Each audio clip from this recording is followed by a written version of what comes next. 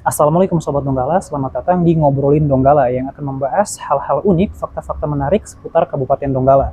Bersama saya Pak Ghazali dan rekan saya Pak Safrudin. Jadi kami berdua adalah guru yang berdinas di Donggala tapi tidak tinggal di sini, domisilinya bukan di sini. Jadi kami berdua ini tinggalnya di Kota Palu dan sekitarnya. Dan sudah kurang lebih 5 tahun terakhir, saya dan Pak Saf ini sudah pulang pergi di Kabupaten Donggala, dari Palu ke Donggala, Palu ke Donggala. Jadi waktu itu sudah cukup ya. Waktu tersebut sudah cukup untuk mengenal masyarakatnya, seperti apa jalanannya, bahkan lubang-lubangnya kami hafal sekali. Jadi kalau ada perubahan yang kecil, itu pasti kita langsung menotis tuh ya. Apalagi sekarang perubahan Donggala itu besar sekali. Di pertemuan pertama ini, saya dan Pak Saf akan membahas satu aspek yang berubah positif di Kabupaten Donggala. Ya. Tidak perlu banyak-banyak Pak Saf ya, satu saja. Ya, jadi kalau ke Komio ini Pak Saf, menurut Komio apa sih yang berubah di Donggala ini?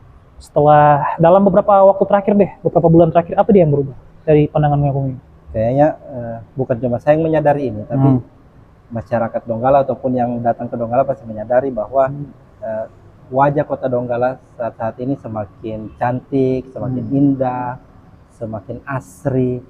Nah, itu semua dapat disimpulkan yang paling berubah, yang paling menonjol itu yaitu kebersihannya. Nah, kalau kita mau lihat beberapa bulan yang lalu, 7, 8, 9 bulan yang lalu barangkali, ya tidak sebersih ini Donggala. Ya, masih ada kadang kita lihat sampah yang berserakan, kemudian masyarakat yang mungkin belum terlalu peduli dengan kebersihannya, tapi di beberapa bulan terakhir ini itu sudah berubah 360 derajat. Artinya perubahannya sangat radikal menurut saya.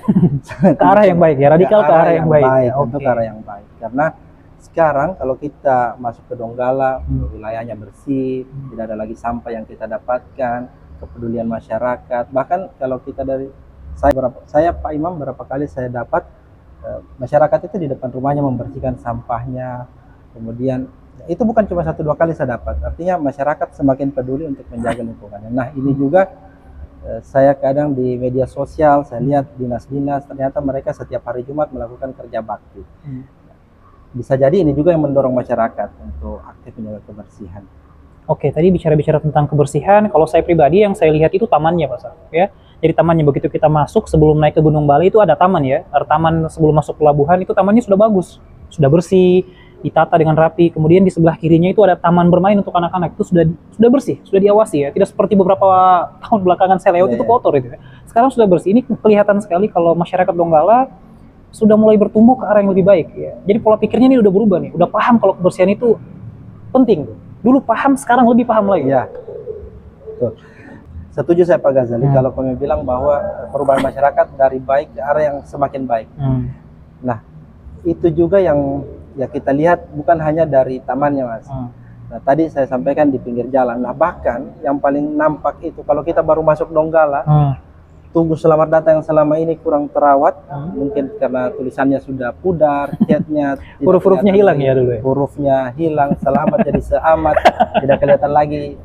Tapi sekarang itu sudah dicat, sudah dirapikan, semakin indah. Orang ketika masuk wilayah Donggala langsung sadar, oh ini kita sudah berpindah dari Kota Palu ke Kota Donggala. Ada tanda yang sangat jelas yang kita lihat. Kemudian maju lagi sampai ke dalam kota, semakin jelas kelihatan perubahannya. Jalanan indah, dengan jalanan indah yang bersih itu Mas, kita dalam perjalanan kita bisa menikmati perjalanan yang kita lalui. Laut Donggala itu saya beberapa bulan ini baru menyadari bahwa ternyata nikmat sekali perjalanan yang kita pulang balik Donggala ini. Kita lihat laut di tepi kanan, kalau pulang itu kita bukit, kita nikmati perjalanan. Itu sih Mas. Iya, dan kalau untuk perjalanan yang enak itu hanya bisa dirasakan oleh orang-orang yang setiap hari pulang pergi Donggala ya. Betul. Itu terasa sekali, kita butuh sekali jalanan yang enak tuh untuk dilewatin ya. Alhamdulillah sekali ya. Nah, untuk pertanyaan selanjutnya, Mas, saya akan menempatkan diri saya sebagai orang yang betul-betul tidak tahu apa-apa, awam sekali, ya, sehingga saya butuh jawaban pure dari Komio, Mas. Pertanyaannya ini gampang sekali, ini klise sekali malah. Kenapa kebersihan itu penting dan kenapa Donggala harus jaga kebersihan? Kenapa? Cerdas cermat ini. Cerdas cermat, Mas, maksudnya 50 ya kalau benar. Nah, kebersihan itu Mas tentu cerminan pribadi. Kalau dalam skala kabupaten, kebersihan kabupaten itu cerminan masyarakat kabupaten itu. Nah, masyarakat Donggala dengan menjaga kebersihan artinya ya masyarakatnya peduli dengan lingkungannya, lingkungan yang bersih, lingkungan yang asri itu juga akan berdampak positif terhadap kesehatan masyarakat. Nah, kesadaran masyarakat ini, Mas, tentu tidak timbul begitu saja, tidak muncul serta-merta langsung muncul seperti Nabi terima wahyu kan, tidak mungkin. Diam-diam, saya akan jaga kebersihan. Nah, ini yang saya amati di media sosial, ternyata ini dari contoh yang diperlihatkan oleh pimpinan. Nah, Bupati Donggala itu mencontohkan bahwa ya kerja bakti setiap hari Jumat. Awalnya dari situ sepertinya. Sepertinya awalnya dari kerja bakti setiap hari Jumat. Bupati kemudian gerakan dinas-dinas untuk kerja bakti, gotong royong, bersihkan lingkungan, bersihkan fasilitas-fasilitas umum setiap hari Jumat. Nah, ini ternyata disambut sangat positif oleh masyarakat Donggala. Dalam setiap kerja bakti yang dilaksanakan dinas itu, saya memerhatikan, bahkan bisa dipastikan masyarakat ikut terlibat aktif di dalamnya. Sehingga program kebersihan setiap hari Jumat ini awalnya instruksi, menjadi kebiasaan di masyarakat, lalu menjadi budaya bagi masyarakat Kabupaten Donggala. Berarti masyarakat ikut nimbrung ya, kalau ada OPD yang bersihkan langsung ikut juga ya Bang? Tentu. Bahkan ya, OPD ini kan jalan mereka fasilitas-fasilitas umum itu juga di dekat rumahnya masyarakat, sehingga ya mereka juga ikut terlibat aktif membersihkan di lingkungannya. Oh, bagus sekali ya. Jadi menjaga kebersihan ini tidak lagi dilakukan pada hari-hari besar saja menyambut hari-hari yang besar, tapi dilakukan setiap hari ya, karena masyarakat sudah mulai paham kalau kebersihan itu penting ya. Oke, bicara tentang hari besar, sebentar lagi Donggala akan menyambut hari ulang tahun Donggala yang ke-73 ya. 73 ya. Menurut saya ini momen yang pas ya untuk masyarakat Donggala dan kami ini yang bekerja dari luar, bekerja di Donggala untuk sama-sama menjaga Donggala lebih rukun lagi, lebih gotong royong lagi, dan kebersihannya lebih diperhatikan lagi dan dipertahankan ya.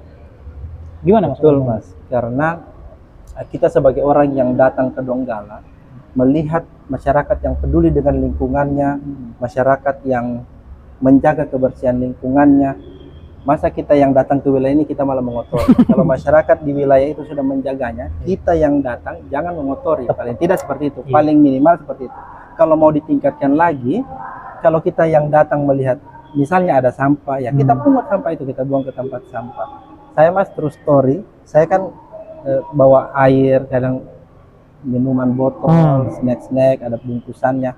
Itu karena saking saya tidak mau menyakiti hati masyarakat Donggala yang sudah menjaga kebersihan. Masya Allah. Sampah-sampah itu saya taruh di jok motor. Nah, saya waktu itu pulang sekolah, saya sudah lupa buang di tempat sampah sekolah ini. Sampah, akhirnya saya bawa.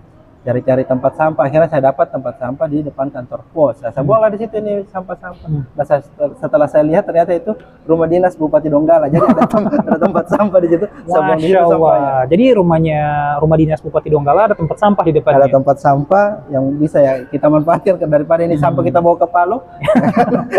Jadi tempat sampah buang situ ya.